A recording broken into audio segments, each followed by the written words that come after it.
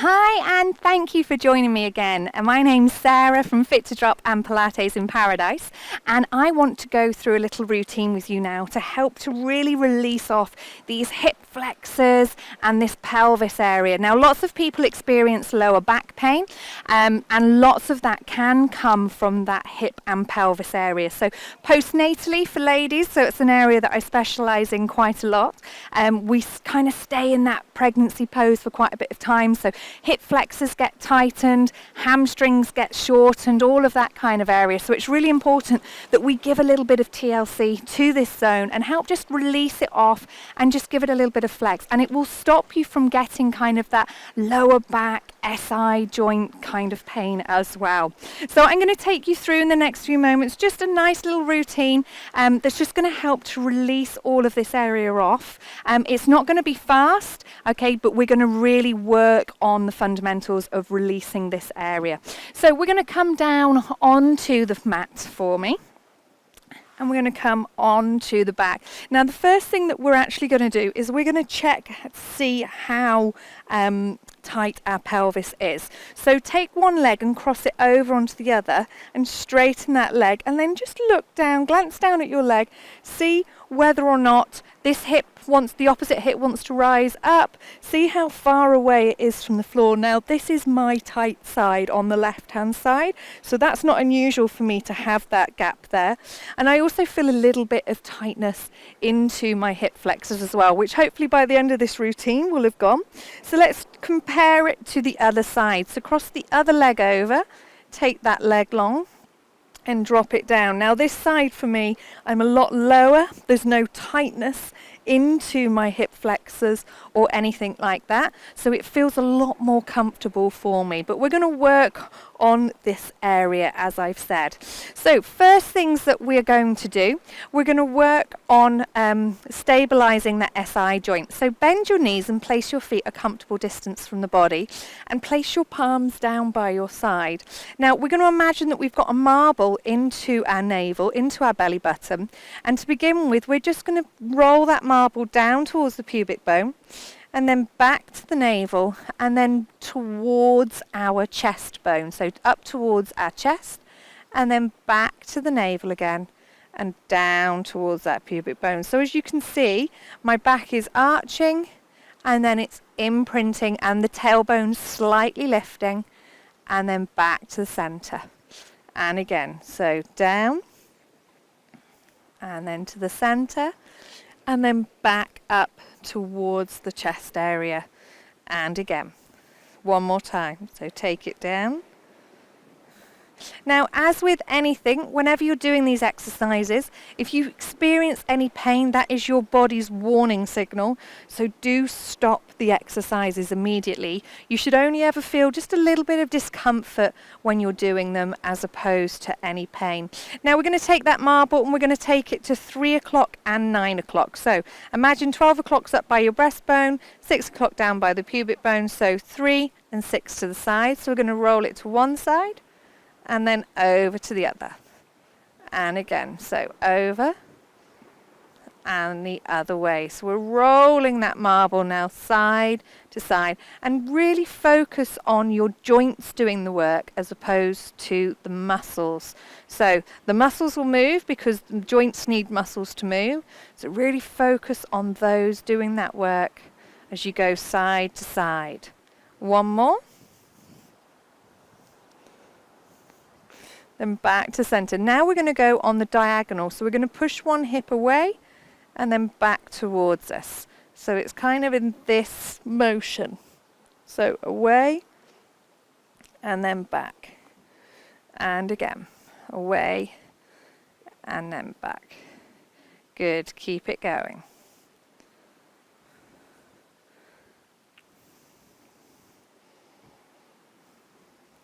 Good, one more. And then back. Good, back to the center. Now pick up one of your legs and hug that knee into the chest and lengthen the other leg away from you. So drawing it in nice and tight. pulling it in nice and tight, feeling that stretch into the hip flexor. So you will feel it here, even though you're pulling in here. And just by lengthening the other leg away, just helps you get a little bit of a deeper sensation into that movement. So just hold it there for a few moments and just breathe through it. In through the nose and then out through the mouth. Good. Okay, now from here, draw that knee now so it's going towards the opposite armpit. So I'm using my left leg here, so I'm drawing it towards the right armpit. It changes the stretch slightly, and it just means that you're feeling that stretch in a slightly different place. You might even be feeling it into your buttocks, into your glutes as you're drawing it across. And then into the armpit on that side. So I'm pulling it into the left armpit now.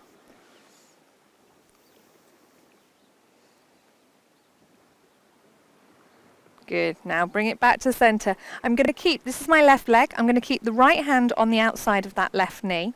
And what I'm going to do is take the left arm out to the side. I'm going to draw that left knee over to the right as I look over my left shoulder to get a really nice stretch into that lower part of my spine. And just relax into that stretch. Oh, it feels really nice. Just relax into that stretch. Good. Then bring it back. And then we're going to switch over. So straighten that leg away and hug the other leg in. So my right leg's coming in now. I'm pulling it in nice and tight. So already I can feel a difference. This side is my tight side, as I mentioned earlier. So I felt this one. This one, the hip flexor, I can't feel. I'm pulling it in nice and tight. Oh, there we are. Really deep I had to go in order to feel that one. So if you can't feel it, just try and pull it in a little bit deeper so you can feel that stretch. Good. And then from here, we're going to go over towards the opposite armpit. So I'm pulling my right leg over towards the left armpit. That's good. And then I'm going to pull it into the armpit on the right hand side.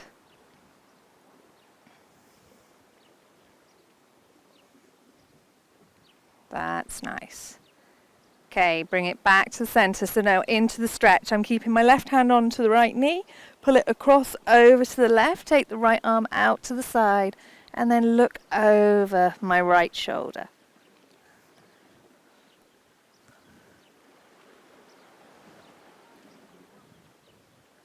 Good. Again, just holding that stretch for a moment or two. And then coming back.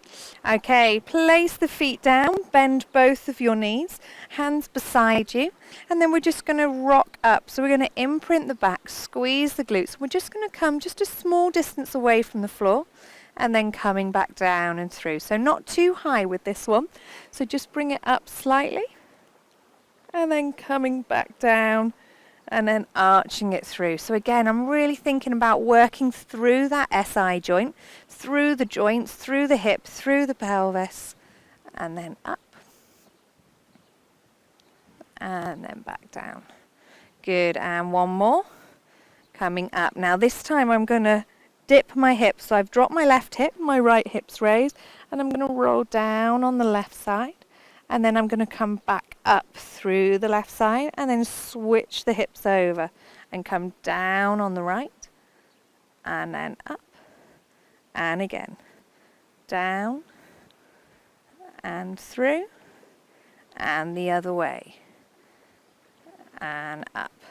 Good, and again.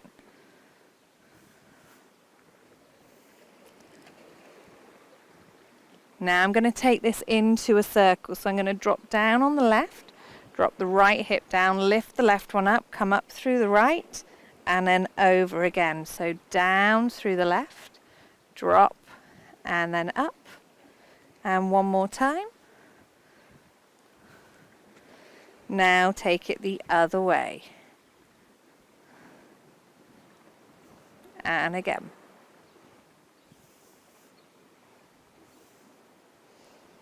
Good.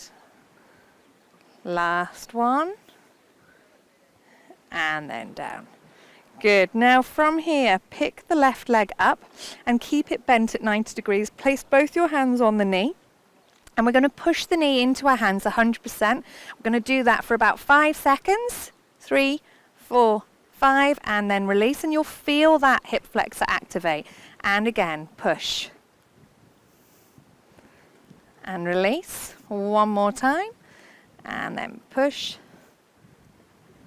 And release. So cross that foot onto the opposite knee and place your hand on the inside. Do the same, but this time bringing the knee towards you on the diagonal. So push, push, push, push, push, and then release it. And again, and push. And release. One more time.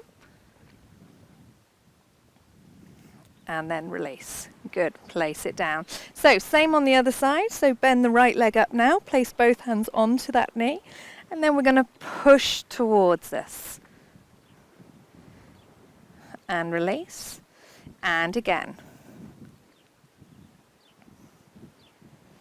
And release. And again. Good. Now cross that foot over. Hand on the inside, and then push that knee towards you on the diagonal. And release. And 2 more. And release. Last one.